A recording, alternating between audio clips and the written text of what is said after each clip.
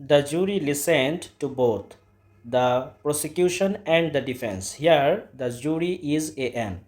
অর্থাৎ এই বাক্য যেটি আমরা পড়লাম সেখানে জুরি শব্দটা কোন noun, abstract noun, collective noun, common noun নাকি প্রপার নাউন, সেটা আমাদেরকে নির্ণয় করতে হবে। তার আগে জুরি শব্দটা যদি আমরা বিশ্লেষণ করি, জুরি শব্দটির অর্থ হচ্ছে বিচারক মণ্ডলী। এখন কথা হচ্ছে যে আমরা প্রপার নাউন কাকে বলে জানি, কমন নাউন কাকে বলে জানি, কালেকটিভ নাউন এবং অ্যাবস্ট্রাক্ট নাউন কাকে বলে জানি। এক্ষেত্রে কালেকটিভ নাউন কাকে বলে?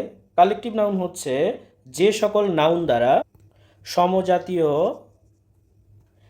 ব্যক্তি বা বস্তুর সমষ্টিকে বোঝায়। সংজ্ঞাটি যদি আমরা আর একবার ফলো আপ করি, যে সকল নাউন দ্বারা সমজাতীয় ব্যক্তি বা বস্তুর সমষ্টিকে বোঝায়।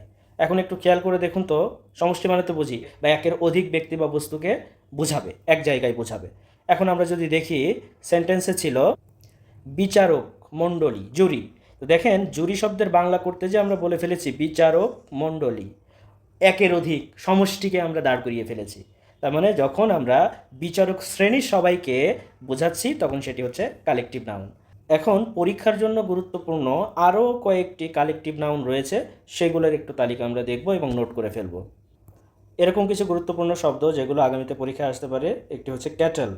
তো ক্যাটেল মানে আমরা জানি গবাদি পশুগুলোকে বোঝাই। হার্ড, হার্ড মানে হচ্ছে পাল, আমরা বলি না এক পাল গরু এক পাল ছাগল, এই সেই হার্ড। আর্মি মানে তো জানি, পাবলিক জানি। কমিটি, ক্রু, এই ক্রু বলতে বোঝাই হচ্ছে নাবিক দল। নাবিক দল, এই যে বাংলা বলার সময়ই, এই যে বাংলা বলার সময় অলরেডি আমরা বলে ফেলেছি দল। তারপরে রয়েছে মেজরিটি, মাইনরিটি।